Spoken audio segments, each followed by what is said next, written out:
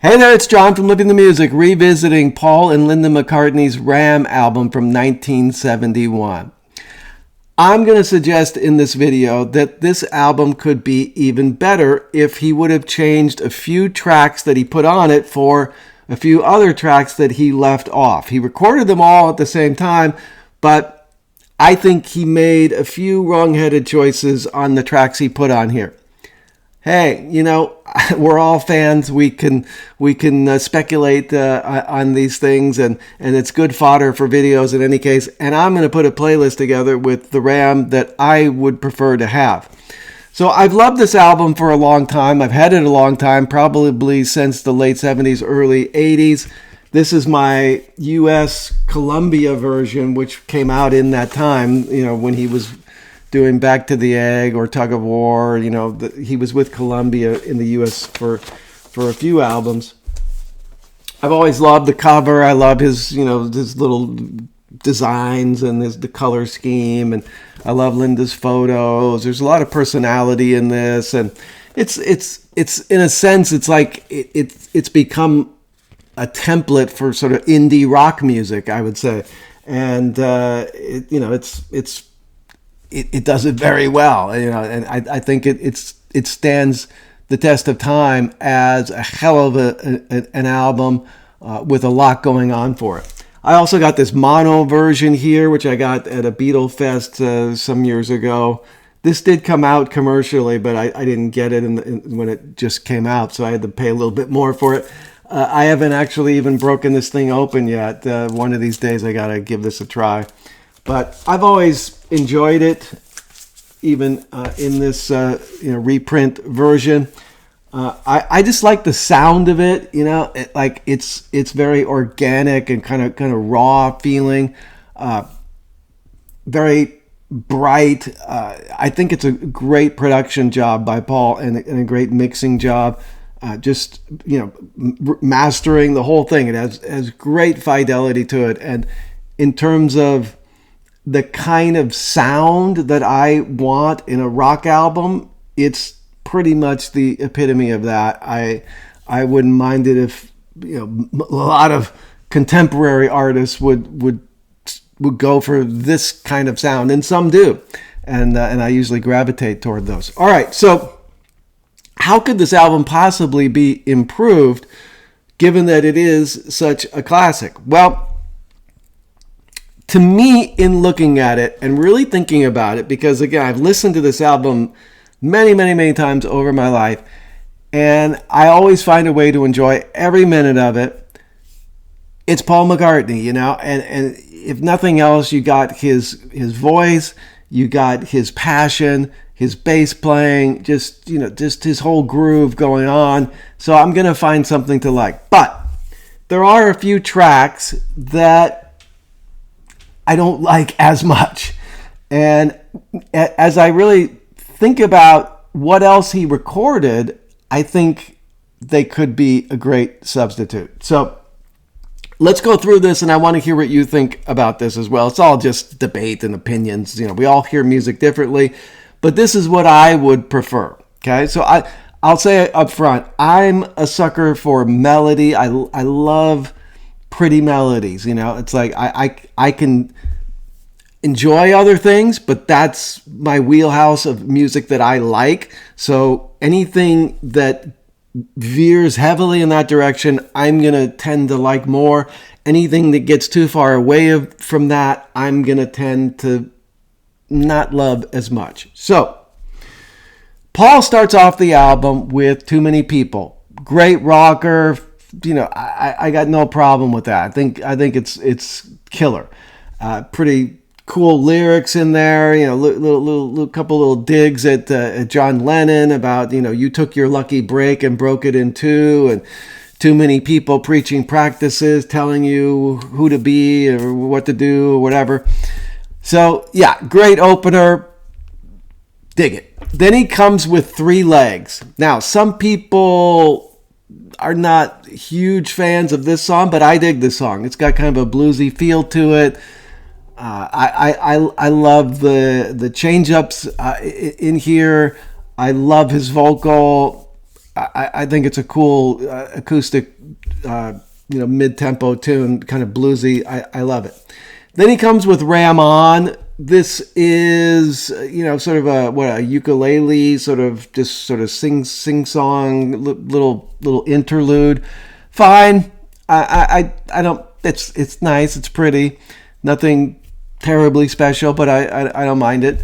Then he comes with Dear Boy, fantastic tune, apparently written to Linda's ex-husband, whom Paul is saying, boy, man, you really missed it. You didn't see how special she was. Fantastic, great vocal, great melody, dig it. Then we got number 5, Uncle Albert, Admiral Halsey. This one, classic. This was a number 1 hit in America. This is very inventive, along the lines of his medleys from the Beatles. He's really pushing the boundaries of pop music here, but doing it so tunefully, so creatively, so whimsically. It all comes together, and I love it. Then we get to the last song on side A, or side 1, which is Smile Away. Now, this song I am not a huge fan of. All right? Now, I'm sure some people love it. Some people might say it's the best song on the album, but to me, it kind of just drones on, and talking about how your teeth smell and your feet, and it's just the lyrics really sort of bother me in this. And I usually don't mind his lyrics, but also the melody just isn't doing a lot. It just kind of drags on, and yeah, I just can't give this, the top grade, and so I want to change this up. Okay, I got a better alternative for this, which comes from the Red Rose Speedway album called Get On the Right Thing. Huh? What about that one? Get On the Right Thing. Yeah, he recorded that during Ram, and they just plugged it into Red Rose Speedway. Get On the Right Thing. That's a pretty cool rocker, right? Like, I think that would have been a fantastic ending to side 1. Would have brought a lot of energy and momentum going into side 2. So we're losing Smile Away in this new playlist. We're going with Get On the Right Thing. Now we're turning over the album to side B, or side 2, and we got Heart of the Country. Great. That's a nice opener. Along the lines of, Rocky Raccoon-ish type song. I dig it. I love his scatting in that. Fantastic song. Then we go with Monkberry Moon Delight. Now, some people might want to lose this song because it goes on forever and it's got nonsense lyrics and he's screaming through most of it. Pounding piano rocker. But alas, I dig this one. No way I'm losing this. I think this is fantastic, and it's certainly unique in his discography. He never sounded like this in a song exactly again. I think it's cool. The lyrics are, sort of just mishmash of words, but it's kind of cool poetry. I think he might have put it in his poetry book, actually. And I love the vocal. I mean, especially near the end, where when he's just like going off. I think it's spectacular. Okay, so we got to keep that one. But then we get with the third song on side 2, which is Eat at Home. Again, like Smile Away, I think we can improve on this. Look, it's all fine and good to enjoy the pleasures of, or even to extol the pleasures of oral sex, which I give Paul a lot of credit for here. And, who can be opposed to that? But as a song, it doesn't do that much for me. I guess it's just like the melody is just not quite top shelf to me. So I'm losing Eat at Home. It could be a good B-side somewhere. And I'm putting in Little Lamb Dragonfly. Huh? How about that? Again, from Red Rose Speedway. Many Paul fans think that's, right up there. It's top 10, top 20 of his songs. Just a beautiful ballad with multiple parts to it. I've always loved that song. He recorded that during the Ram session. It's got the Ram guitarist on it. It's basically a Ram song that he just didn't put on the album. But it's fantastic. Now, apparently he wanted to use that song for his Rupert the Bear movie, his animated movie that he was thinking about. And yeah, I mean, boy, I would love to see that someday. But to me, that's a big improvement from Eat at Home. Okay, then song 4, we got Long Haired Lady. This is another one that I'm going to lose in my new version of Ram. So this goes on almost 6 minutes. It just drags on for me. This one, of the 3, I probably like the best. But it just, again, the melody isn't what I prefer of my favorite Paul McCartney tunes, and the lyrics are a little not super clever to me, and and it just goes, that coda just goes on and it drags, and I just think we could do better. So we are going to lose that, and we're going to come with Little Woman Love. Okay? Little Woman Love. B-side, I believe, from Mary Had a Little Lamb. That was done, Little Woman Love, done for the Ram album. I think that slots in there very nice.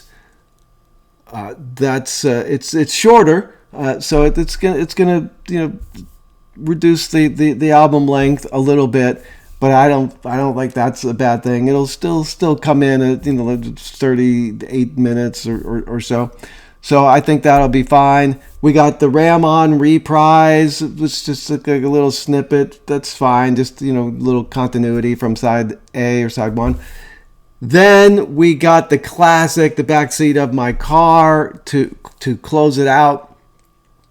That's one of his greatest songs of all time, in my opinion. No way we could even consider losing that. That will add to any album you could ever put together. That's just a genius song with incredible singing, incredible playing. Just the whole thing works on that one. All right, so that's my new Ram. Now, he also did Another Day at this time, which came out as a single, I believe, before the album. And then Oh Woman, Oh Why was the B-side to that. I considered putting both of those on here or one of those on here. But you know what? I think that works as a single. And I get it. He wanted to continue that Beatles era approach of releasing standalone singles that wouldn't be on albums, to kind of give fans the sort of bang for their buck, and just kind of make the singles special. So I love Another Day. I mean, I'm a huge fan of Another Day, and it would have fit fine on Ram, in my opinion, but I didn't put it on my list of the track list, because I just think we got to keep it as the single. Now, Woman Oh Woman Oh Why, that's fine, but I think that works as a B-side for Another Day too. So it's kind of like a perfect thing right there. Now, the only other thing to consider is just what are they going to do with Red Rose Speedway? I mean, you've lost Little Lamb Dragonfly and Get on the Right Thing. Well, first of all, if you're putting Ram together at the time, you don't worry about the next album. You just get this one the way the best way it can be for commercial and artistic success. But also, as you may know, they had plenty of material for Red Rose Speedway, and like they basically had planned to release a double album, and were persuaded to reduce it to a single album. So they could have drafted in 1882 and Best Friend and I Would Only Smile by Denny. They could have had fine substitutes on Red Rose Speedway. Probably nothing as good as Little Lamb Dragonfly. That's a hell of a song, I will admit.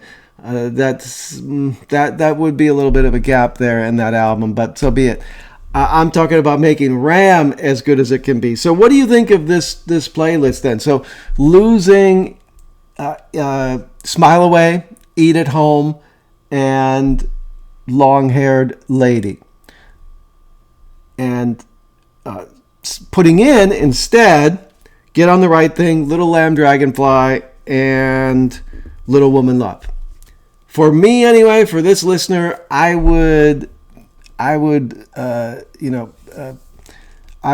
choose that one. I would choose that alternative as my go-to. So there you go. New playlist for Ram. Put it together if you like, or take your own shot at it. Let me know in the comments below how you would slice it up. And I get it. Many might say it's perfect, and we've lived with it for so long. It's like, why tamper with genius? I get it, but anyway, it's just a recent thoughts that I've had, and it's like I think it's okay to not love every tune on a McCartney album. So dare I say, it could be improved. Let me know what you think in the comments below. Please give us a thumbs up on this video, and I'd love to have you subscribe to my channel. Thank you for subscribing if you already have, and we'll see you next time.